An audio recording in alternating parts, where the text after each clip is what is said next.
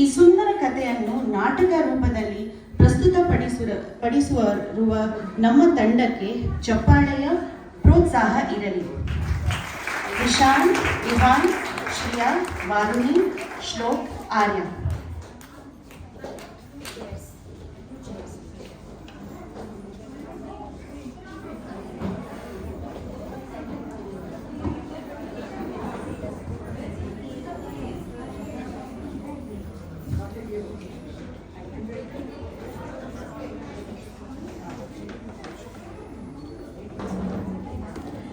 ಗೆಳೆತನ ಎಂಬುದು ಪವಿತ್ರವಾದ ಒಂದು ಸಂಬಂಧ.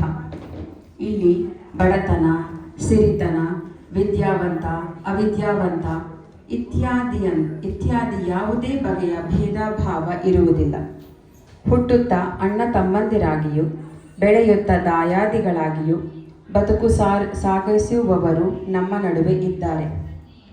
ಒಂದೇ ತರಗತಿಯಲ್ಲಿ ಕಲಿತ ಬಾಲ್ಯ ಸ್ನೇಹಿತರು ಸಿರಿತನ, ಬಡತನ ನಿಮಿತ್ತವಾಗಿ ಬೇರ್ಪಡುತ್ತಾರೆ. ನಿಜವಾದ ಗೆಳೆತನ ಬೆಸುಗೆ ಮುರಿದು ಹೋಗುವಂಥದ್ದಲ್ಲ. ಇದನ್ನು ಎತ್ತಿ ತೋರಿಸುವುದು ಪ್ರಸ್ತುತ ನಾಟಕ. ಈ ನಾಟಕದಲ್ಲಿ ರಿಶಾನ್ ಸುಧಾಮನನಾಗಿ, ಶ್ರಿಯಾ ಹೆಂಡತಿಯಾಗಿ, ವಿಹಾನ್ ಕೃಷ್ಣನಾಗಿ, ವಾರುಣಿ, ಶ್ಲೋಕ್ ಮತ್ತು ಆರ್ಯ ಮಕ್ಕಳಾಗಿ ಅಭಿನಯಿಸುತ್ತಿದ್ದಾರೆ. ಮೊದಲನೆಯ ದೃಶ್ಯ, ಸುಧಾಮನ ಗುಡಿಸಿಲು. ರಾತ್ರಿಯ ಸಮಯ. ಸುಧಾಮ ಯೋಚಿಸುತ್ತಾ ಶತಪಥಿಸುತ್ತಿದ್ದಾನೆ. ಆತನ ಮುಖದಲ್ಲಿ ನಿರಾಸೆ ತುಂಬಿದೆ.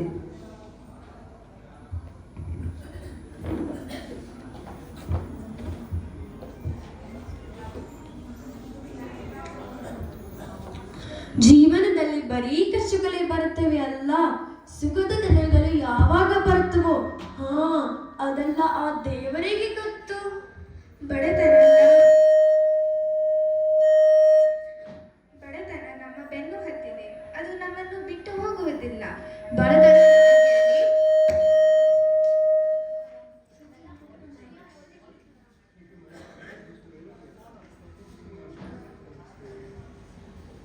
ಬಡತನ ನಮಗಿರಲಿ, ಮನೆ ತುಂಬ ಮಕ್ಕಳಿರಲಿ.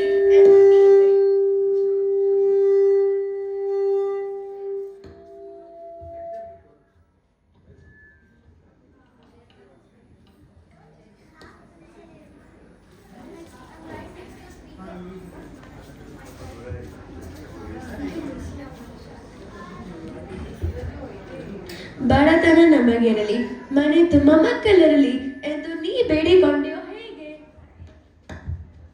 ಮಕ್ಕಳಿರಲಿ ಅಂದಿದ್ದು ನಿಜ, ಆದರೆ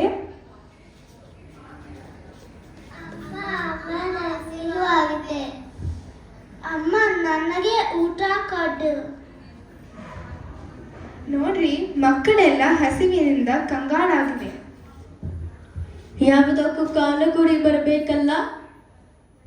ಅಂತೂ ಇಂತೂ ನಮಗೆ ಬಡತನವೇ ಗತಿ. ಚಿಂತೆ ಮಾಡಿದರೆ ಏನು ಬಂತು? ಜೀವನದಲ್ಲಿ ಬಂದದ್ದನ್ನು ಅನುಭವಿಸಲೇಬೇಕು. ಅದೇ ಮಾನವ ಧರ್ಮ.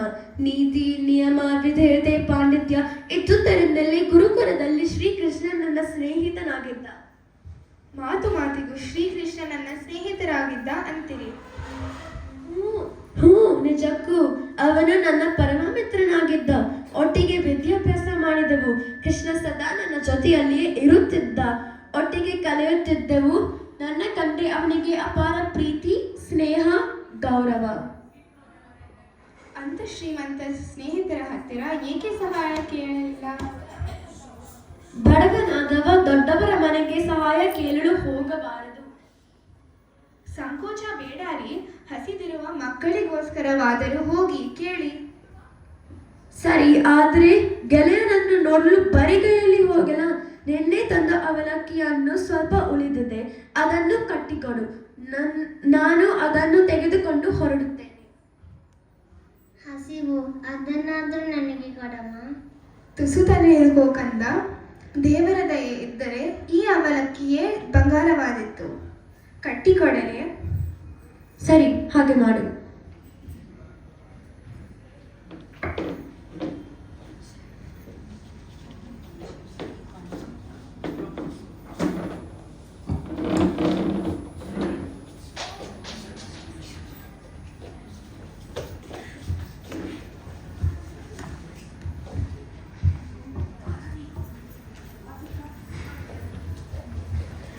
ದೃಶ್ಯ 2. ಕೃಷ್ಣನ ಅರಮನೆ. ಕಾವಲುಗಾರ ಸುಧಾಮನನ್ನು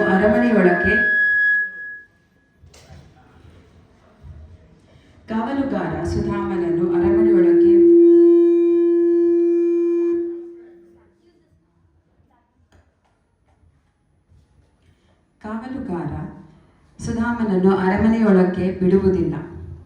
ಕೃಷ್ಣ ಆಕಸ್ಮಿಕವಾಗಿ ಸುಧಾಮನನ್ನು ನೋಡುತ್ತಾನೆ.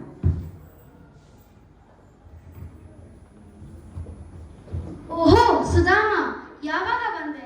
ಬಾ ಒಳಗೆ. ಶ್ರೀಕೃಷ್ಣ ಮಹಾರಾಜರು. ಏಕೆ ಸುಧಾಮ, ಕಣ್ಣಲ್ಲಿ ನೀರು? ಬಹಳ ದಿನಗಳ ಅನಂತರ ನಿಮ್ಮನ್ನು ನೋಡುತ್ತಿರುವೆನಲ್ಲ, ಅದಕ್ಕಾಗಿ ಆನಂದದ ಕಣ್ಣೀರು. ದೂರದಿಂದ ದಣಿದು ಬಂದಿದ್ದೀಯಾ? ಸ್ನಾನ ಮುಗಿಸಿ ಊಟ ಮಾಡಿ ವಿಶ್ರಾಂತಿ ತೆಗೆದುಕೋ. ನಿನ್ನನ್ನು ಇಷ್ಟು ಬೇಗ ಹೋಗಗೊಳ್ಳುವುದಿಲ್ಲ. ಅಯ್ಯೋ, ಅಲ್ಲಿ ಮನೆಯಲ್ಲಿ ಯಾರೂ ಇಲ್ಲ. ಮಕ್ಕಳಿಗೆ ಸುಮ್ಮನಿರು. ಬಂದ ತಕ್ಷಣ ಹೋಗಬೇಕಾಗಿದ್ದರೆ ಯಾಕೆ ಬಂದೆ? ಯಾರಲ್ಲಿ? ಸುಧಾಮನಿಗೆ ವಿಶ್ರಾಂತಿಯ ವ್ಯವಸ್ಥೆ ಮಾಡಿ. ನನಗೂ ತುರ್ತು ಕೆಲಸವಿದೆ, ಅದು ಮುಗಿದ ತಕ್ಷಣ ಬಂದು ಬಿಡುವೆ.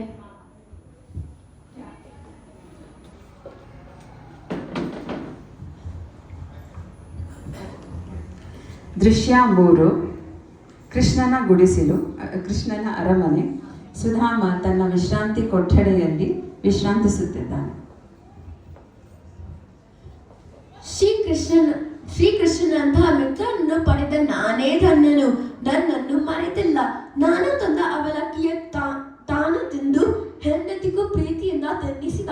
ಇಷ್ಟೊಂದು ಪ್ರೀತಿ ವಿಶ್ವಾಸವಿರುವ ಕೃಷ್ಣನ ಹತ್ತಿರ ನನ್ನ ಬಡತನ ಹೇಳಿ ಆತನ ಮನಸ್ಸಿಗೆ ಬೇಸರಗುಂಟು ಮಾಡಬಾರದು. ನನ್ನ ಬಡತನ ನನಗಿರಲಿ.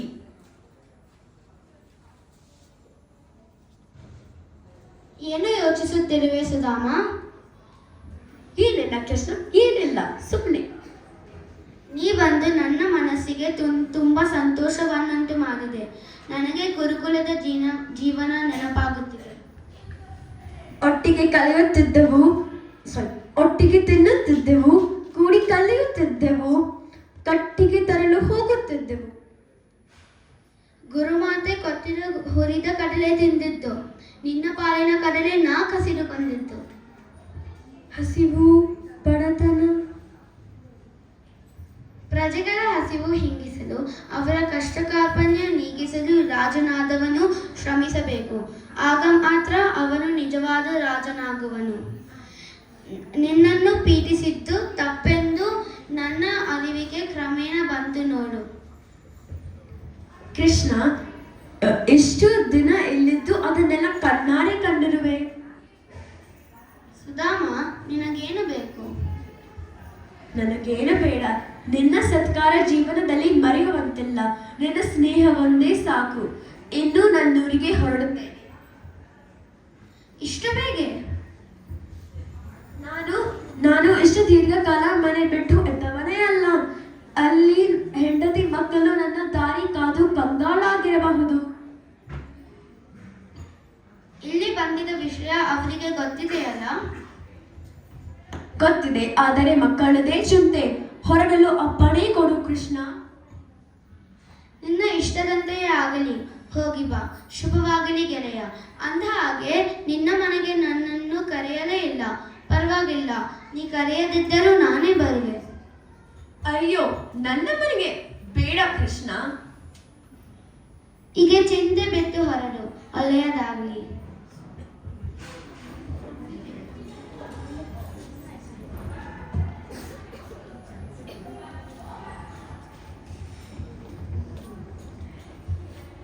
ಈಗ ದೃಶ್ಯ 4 ಶುರು ಆಗುತ್ತೆ. ಸುಧಾಮ ತನ್ನ ಮನೆಗೆ ಬಂದು ಹಿಂತಿರುಗಿದ್ದಾನೆ. ಅವನ ಮುಂಚಿನ ಗುಡಿಸಲಿನ ಜಾಗದಲ್ಲಿ ಈಗ ಅರಮನೆ ಆಗಿದೆ.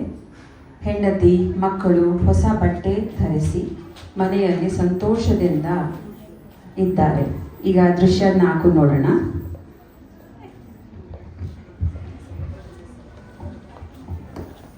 ನೀವು ಯಾರ ಮನೆಯಲ್ಲಿದ್ದೀರಿ?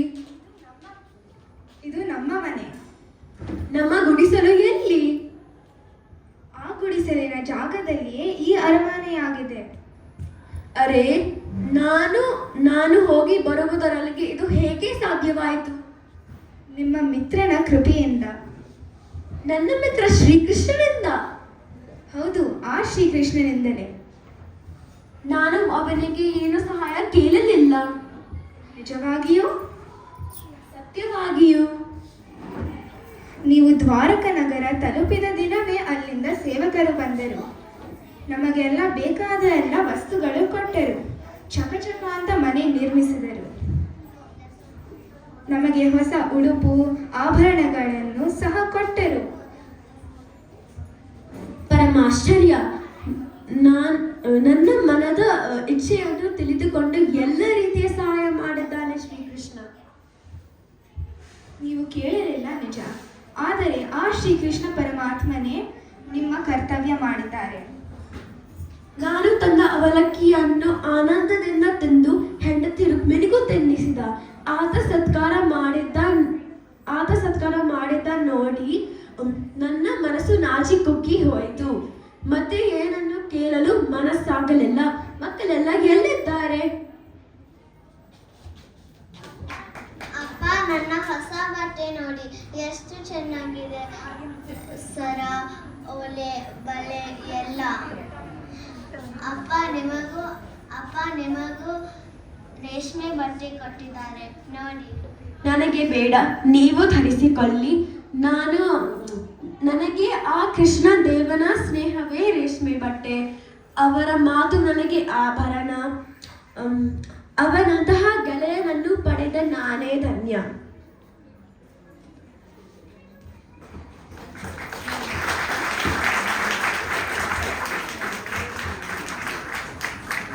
ಸ್ನೇಹ ಎಂದರೆ ಹೀಗಿರಬೇಕು ಎಂದು ನಮ್ಮ ಕಲಾವಿದರು ಅತ್ಯಂತ ಮನಮುಟ್ಟುವಂತೆ ಅಭಿನಯಿಸಿದ್ದಾರೆ. ಅವರಿಗೆ ಜೋರು ಚಪ್ಪಾಳೆ.